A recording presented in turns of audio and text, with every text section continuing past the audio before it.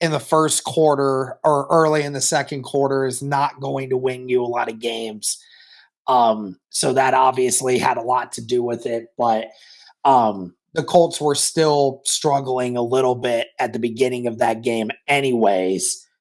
We'll just sort of hop into it right now because we'll talk gloom and doom throughout this week for sure.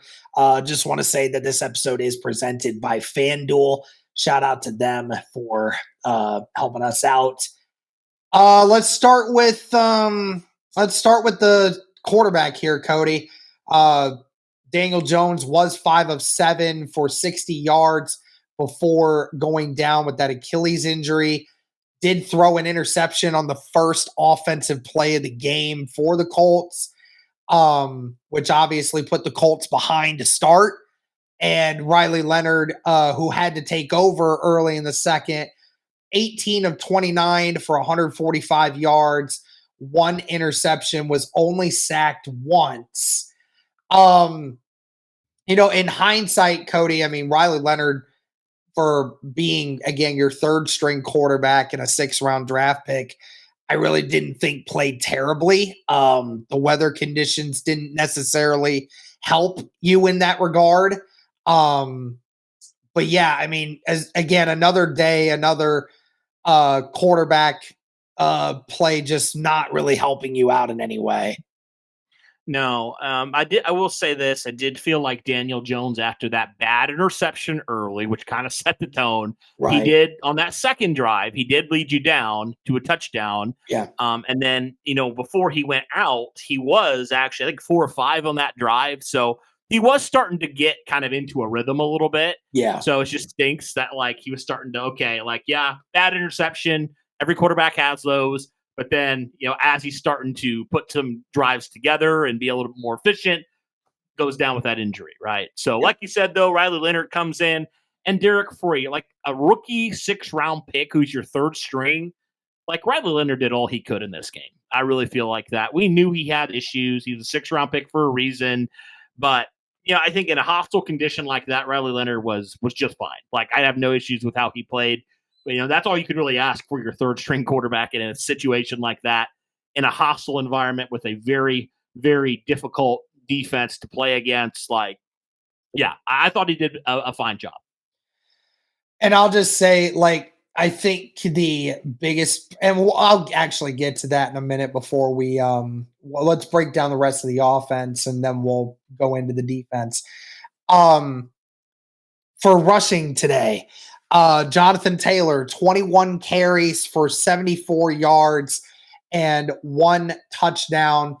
Amazingly enough, Cody, is the first time all year that Jacksonville gave up a 70-plus yard rusher this season. Incredible that's a stat. But again, Jonathan Taylor, when he doesn't have 90 yards, the Colts struggle. And once again, you didn't give the ball enough to Jonathan Taylor in certain circumstances to help you out. And which is crazy too, Cody, because there wasn't a lot of bad runs for Jonathan Taylor in this game. Obviously, there wasn't a lot of breakaway runs, but most of his runs were 2, 3, 4 yards. So, I mean, it was crazy that, the Colts weren't willing to use that a little bit more often at times. Obviously, late in the game, they were getting destroyed, so they couldn't really do that. But again, another game where, just the rushing attack just wasn't really able to do it for them. Yeah, on the offensive line, they just have not been doing great in terms of opening the run game recently. It feels like, right? They just haven't created the space that we are used to seeing. And it's just kind of interesting how they've kind of almost regressed in that way. They've gotten better in pass pro, but now it seems like they've taken a step back in the run block department. So, but all that to say, Jacksonville coming in, they were the best run defense in the NFL. So that wasn't too shocking, to be honest with you, that the Colts weren't able to really get a lot going on, because Jacksonville, that's what they hang their hat on defensively. They're a little bit more susceptible to the pass, which is why we saw the Colts pass it a lot more. But yeah, I thought Jonathan Taylor was just fine in this game. Obviously, that fumble that gave Jacksonville a 14-point lead. That's unacceptable. You can't have that crap. But yeah, I mean, the run game was probably better, honestly, than I thought at times. But also, like you said, there was also times where your run game did not do what you basically like. That's your offense, right? And like that's what you hang your hat on offensively, and you can't get fourth and short running the football with your best player. And they've done that multiple times this year where their offensive line's just gotten blown up on a fourth and short. And great job by Jonathan Taylor to give up a fumble as well today once again. That ended up being a score for Jacksonville. Again, half of Jacksonville's early scores in this game, Cody, came off of the fact that the Colts offense gave them the ball deep in Indy territory. For half of the drives that Jacksonville had in this game, they started in Indianapolis territory because of turnovers. I mean, how are you supposed to win? How are you supposed to win? And I think, let me get to the broad point here before we go any further into this stuff. Cody, I think it's been clear that over the last 4 games-ish, the Colts have not played complementary football. They haven't. No. One side of the ball plays really well. The other side struggles. And then even that one side, and the one side that I'm particularly talking about is the Colts offense. Every time they score, the defense immediately gives it right back up. So the Colts can't win football games if the offense is scoring and then you give up a touchdown immediately after. You can't win football games like that. And then the sad part is half the points that are given up by the defense are because the Colts offense puts them in that position to begin with. Like, how this is so astronomically bad, Cody. So when the offense scores, the defense doesn't stop them. And half the time when the defense does give up points, it's because the offense put them in that position to begin with. So, I mean, you're never going to win football games playing like that, Cody. No, you're not. You're not. And I don't think either side was good today. I mean, let's just get that out of the way. Neither side was played well at all. I mean, he only scored, 20 points, I think, in this game in total. 19. In the last one. Yep. Yeah, so the garbage time touchdown at the end there. Mm-hmm. So really 13 points the entirety of the game. Mm-hmm. And that's after, you had the first drive where you scored a touchdown. So really after that, after Daniel Jones went out, you didn't score another touchdown until that fourth quarter, right? Which is just insane to me. So yeah, it's just bad. And you're, like you said, like non-complimentary. Like, and that to me is just a sign of a bad football team when you can't come up with the things you need to when it matters the most. And that's an issue, man. I mean, we've seen it in this losing streak, haven't we? Like, we've seen the Colts offense just all of a sudden, in that Kansas City game, they just decided they didn't want to play. Even though the defense, I thought, was giving them every opportunity, they didn't do anything, right? And then, when you talk about the game last week, I mean, the offense had another opportunity against the Houston Texans to go down and win the game, and they don't. Or then the special team missed an extra point. Like, it's always something with this team. Yes. And to me, Derek, that is the sign of a poorly coached football team by a poor head coach. And that's what it is to me. Like, when something different always beats you, it's not like it's one thing any given time. You're right. It's the special teams 1 week. It's the offense 1 week. It's the defense 1 week. It's this and this and this and this and this. It's like, can we not just have like one unit just always be really good, and then the one unit that costs us at almost every game, like, then you can pinpoint what the problem is.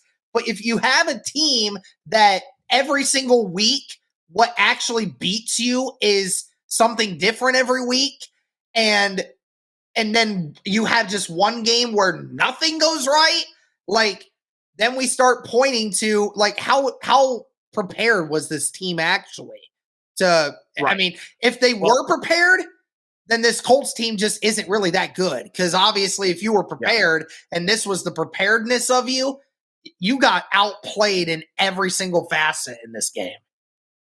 Well, that's the problem, isn't it? This Colts team routinely, when they need to win these games, they haven't been prepared. And this goes even beyond like Shane Steichen. Like, obviously, we know Shane Steichen, every single year he's been here in the critical moments when you need to win, you fall on your face. I mean, the Houston game his first year, the Denver game last year, and then obviously the last couple games here. Like, you've done the same exact thing. But even with like under Chris Ballard, the 2021 collapse, Derek, like, we don't forget that, right? Like, there's so many things of, I would say they're not just one-offs anymore. They're trends with this organization and with these teams. And it doesn't matter what players you have in here or not. It's the same thing that keeps happening. And to me, that goes deeper than, do you have the right players? It goes to something deeper within the team. Yeah, 100%. All questions that are going to need to be answered by the end of the year. Just real quickly, receivers, Alec Pierce, 5 catches for 80 yards today. Once again, the leading receiver. Michael Pittman, 9 catches for 79 yards. Half of those came on that final garbage time drive, so can't really say much there. And then there's a massive drop off, Cody. Josh Downs only 4 catches for 23 yards. Tyler Warren only 2 catches for 15 yards.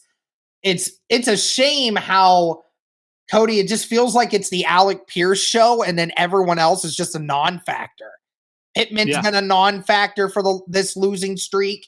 Josh Downs and Tyler Warren have all been non-factors in this losing streak. It's only been Alec Pierce.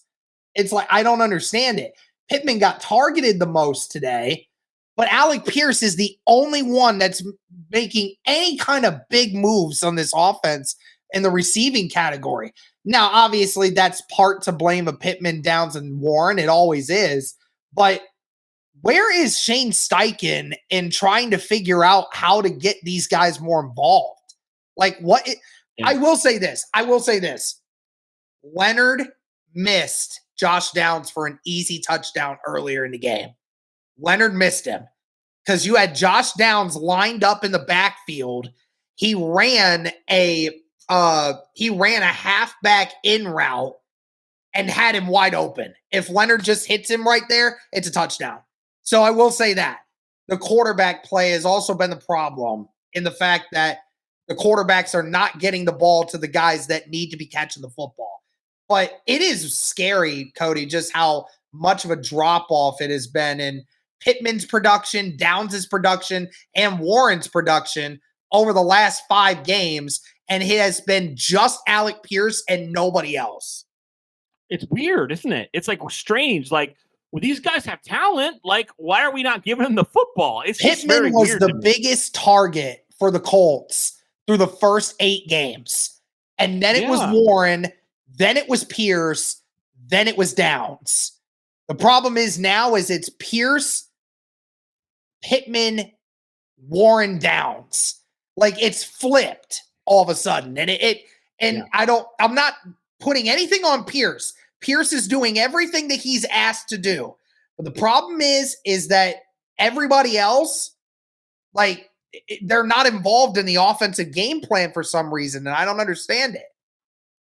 Yeah, and I don't understand it either. Like, why you're not, featuring them more. I mean, Derek, we saw it. Good things were happening when you were spreading the ball around to all these different guys, and you've kind of just gone away from that altogether. It's just very strange how they've just completely not, gone and got some of these guys involved more, right? Because, and I feel like that's why in certain ways your offensive drives have been not sustained, because you haven't been able to get the ball to all your guys, right? And that's what made the Colts offense so good to start the year, is there were so many guys catching the football that it was so hard for defenses to match that up. And now you're almost like, helping the defense out by only going to 1 or 2 guys.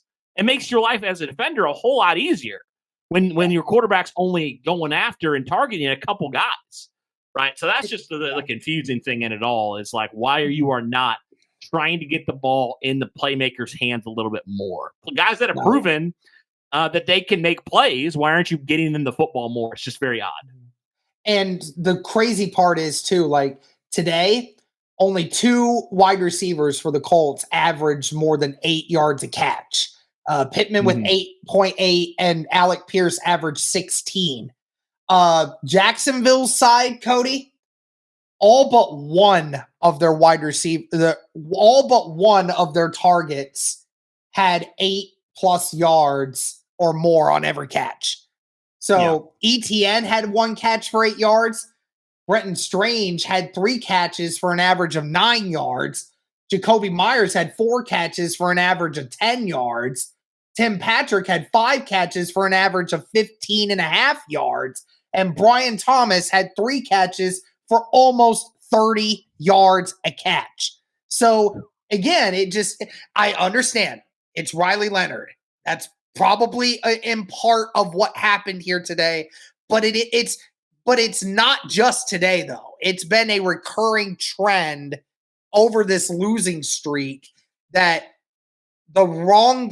not saying Alec Pierce getting involved is wrong, but the other guys are not getting involved enough early. And I don't understand why. Shane Steichen needs to try to find something to get it right. But that's really it for the offense. I mean, again, I can't fault it too much. I do believe our offense would have been a little better today had Daniel Jones actually been the one that was out there for the majority of the game. But nevertheless, you're still not going to win games, Cody, if your defense is giving up 36 points to Jacksonville. It's not going to happen. Yeah, you let them do whatever you wanted there, man. You allowed 28 points in the first half. Again, I know some of those, your offense definitely, was a factor, but yeah, there was multiple times where it was just so easy for Jacksonville. Like right after, like you said, right after you scored offensively, your defense just was like, whatever. And they just allowed them to go right down the field and score. That first touchdown, Cody, that first touchdown that we scored, they gave up a touchdown drive on 5 plays, 74 yards in 2 minutes. Yeah, that's unacceptable. That's unacceptable. That's embarrassing. Yeah. Yeah. And so we raved all the time. Everybody raved about Louis Anarumo and this defense. Louis Anarumo was awful today. This defense was awful today. Yes. It was bad, man. It was so bad. Jacksonville did whatever they wanted against you all day long. Mm-hmm. Yep, it was. And, and Trevor Lawrence too. I mean, it's not like he lit the game on fire, but I mean, he made the throws that needed to be made. Those deep passes to Brian Thomas, the third down throws to Tim Patrick every time that it was needed. Those throws were made. And again, Trevor Lawrence only completing, about 58% of his passes.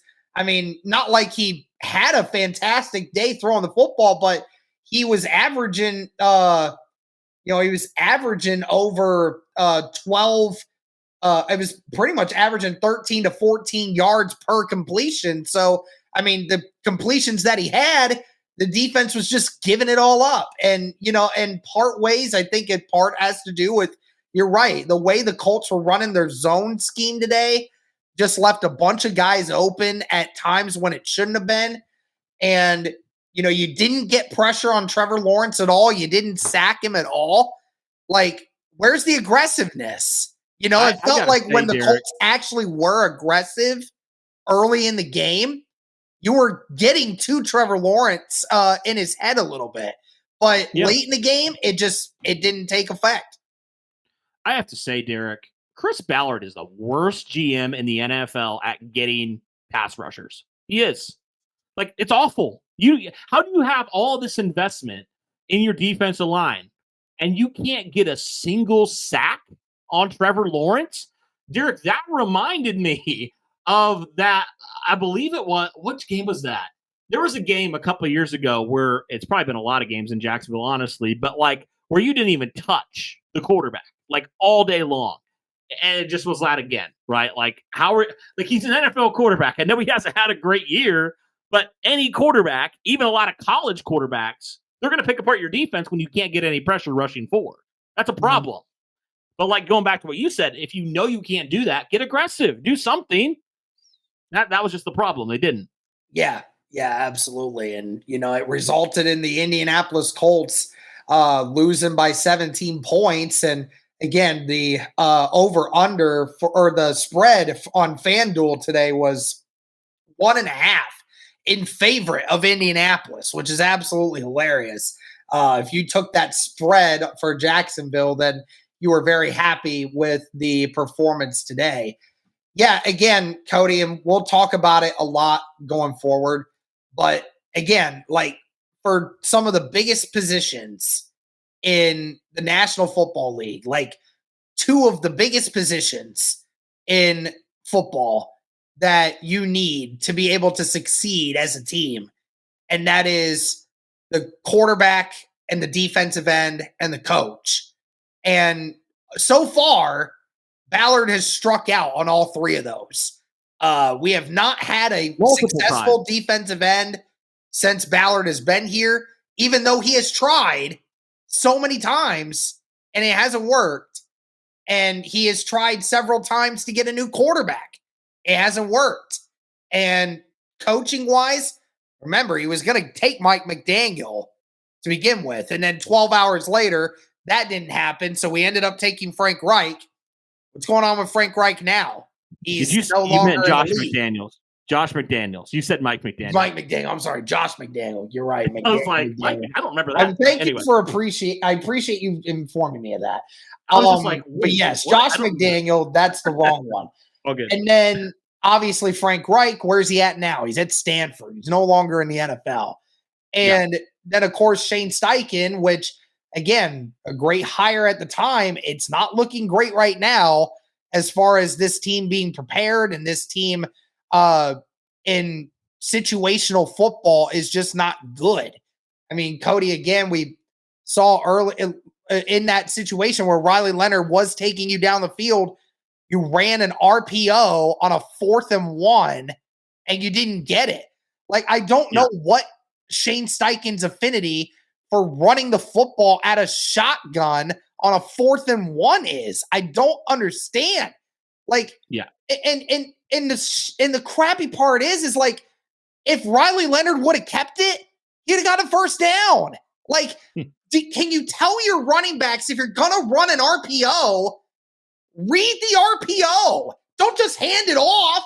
The whole point of an RPO is to be able to, if the guy crashes, take the ball and go with it. Like, what's the point in running that if all you're going to do is just hand the ball off regardless of what happens? Yeah. Well, it's definitely been a problem, Derek. Even it was like 3rd and 1 and you pass the football. Like, why not just take the easy? You know, that's a great going point. back to what 3rd down you and said. 1 in that spot, in the rain. And your 3rd string quarterback is in, and you're putting the drive on the line in the hands of a 3rd string quarterback? Well, here's the thing, Derek. You said it in the past. Shane Steichen makes it so much more difficult than it needs to be. Yeah. He makes life hard on himself. I mean, he does with his play calling. It's just like, why is that the move? 2 horrendous decisions on 3rd and 4th and short. And you make 2 of probably the worst play calls you can make in that situation. It's just crazy. So, it's been rough, man. I feel like in this streak, I know, like, you can blame other things like the receivers or blame, the quarterback, or you can blame whatever. But I think ultimately it is the play calling. It's the head coach, the guy you hired to be, the guy that's going to be this genius play caller. It's not been that the last 4 or 5 weeks. It just hasn't. Yeah. So that's been a problem, man. It's been a real problem. And I'm kind of like, well, if you can't even like scheme together a even competent game plan offensively, like, what is the point of you being here? That's my question. It's like, you're supposed to be this offensive guru. At least like last year, you can blame the defense and Gus Bradley, which again, we did. The defense did have their issues, but the offense was also just as big of an issue as the defense this today. Yes. Like they were. Maybe even worse, honestly, at times. So there is a problem here with Shane Steichen. And I think a lot of people are kind of getting fed up with it, man. I mean, Derek, you could say, honestly, that Shane Steichen has cost you a few of the last couple games here with his play calling. Yeah. You could say that, honestly. I know the players have to go out and execute, but you can make a legitimate argument that the play calling has definitely hurt this football team in this losing streak. Yeah, no doubt. Well, that's going to be it for this one, guys. I mean, again, I know we kind of rambled on a little bit of other things than this game, but again, this is just an accumulation of over a decade of just being incapable of beating this team. And now you may not win the division after all. You had a 3.5 game lead on this team just over a month ago. And now all of a sudden you have lost this lead. And so things are not looking good for the Colts. And we're going to continue to keep an eye on it. But again, shout out to FanDuel for sponsoring. Thank you guys so much for all the support. Greatly appreciated. See what happens going forward. But until next time, thank you so much. And as always, go Colts.